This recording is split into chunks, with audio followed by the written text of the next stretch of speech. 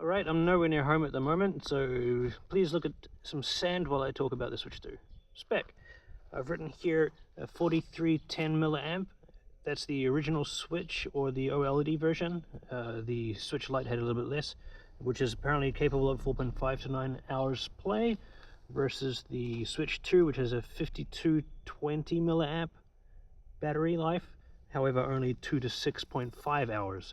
So that kind of makes sense considering the screen is larger, brighter, higher refresh rate and a higher resolution, and also the games themselves probably more sort of power drawing, so that's a thing. I'm kind of curious what would happen. Maybe the 6.5 hours is just playing the original 6 Switch games. Yeah, we'll see. So that's why I wrote display here. In terms of like the power, I reckon the Switch 2 will be kind of like a PlayStation 3.7 Pro.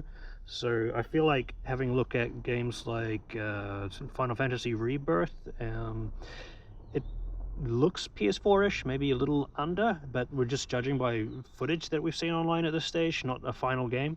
But yeah, so that's my initial impressions. It's got sort of pro elements like 4K capabilities.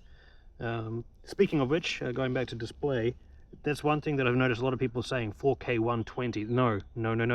Actually, it's 4K 60 only. For 120 hertz, that caps out at 1440p. So basically, you're looking at 1080p 120 or 4K 60, but that's the theoretical cap of the frame rates. It all comes down to game optimization.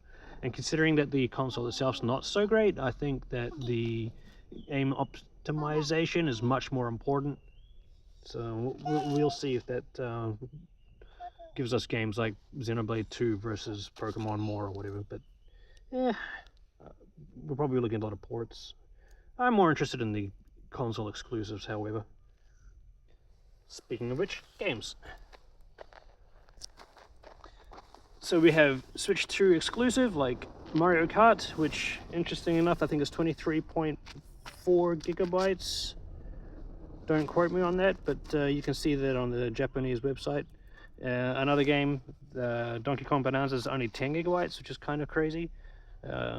One thing that's interesting is that we have key versions of game carts, which kind of sucks because there's no game information on the cart itself. It's just like a CD key. Why that kind of works, because you can still like give it to someone else or sell it, unlike digital downloads, which is stuck to your account. So I kind of think that they're okay, especially because games these days, when they go gold, so they're completed and they start printing out or making the carts, they're still working on it and they give you day one patches anyway. Within a couple of years, the final game versus the version 1 that's on the cart can be quite different. I think in a perfect world, at the end of the service of the game, like the final patch, they should actually release a collector's edition cart that is fully patched. Yep.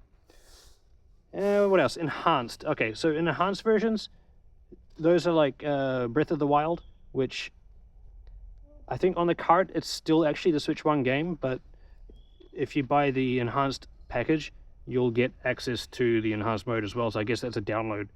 Yeah, so that's a thing. And anything about licensing? I mean, I guess that really comes down to the key itself. Like, we're going to be able to share with family members with the digital cart system.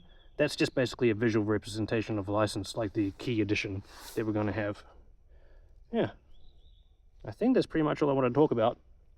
I'll probably do a V2 when I'm actually at home, which actually uses screen rather than sand. See you!